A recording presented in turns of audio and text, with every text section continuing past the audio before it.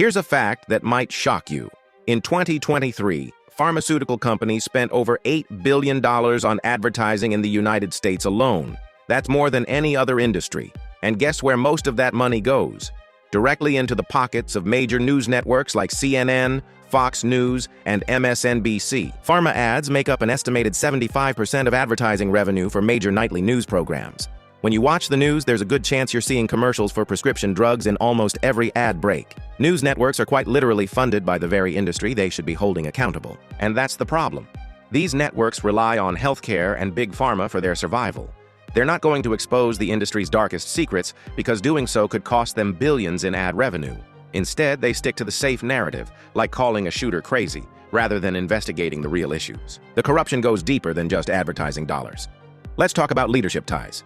Did you know that some media executives sit on the boards of healthcare and pharmaceutical companies? For example, there have been cases of executives from companies like Pfizer and Johnson & Johnson also serving as advisors or stakeholders in media conglomerates. How can you expect unbiased reporting when the people running the news are financially tied to Big Pharma? This isn't just a newsroom problem.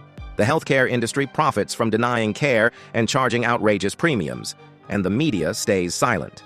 In the last decade alone, healthcare companies have been sued for denying coverage to patients with cancer, heart disease, and other life-threatening conditions. Yet, stories like these rarely make it to primetime news. And by the way, the United States is the only country in the world that allows direct-to-consumer pharmaceutical advertising. Let that sink in. Countries like the UK, Germany, and Canada focus on transparency and patient care. Meanwhile, in the US, the healthcare industry spends billions to make sure you only hear what they want you to hear. Here's how the system works.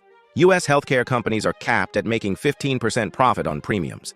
But that's not the whole story. They invest those profits into the stock market and corporate bonds, income streams that are completely uncapped. And this strategy generates billions of dollars for companies like United Healthcare, all while patients are denied care.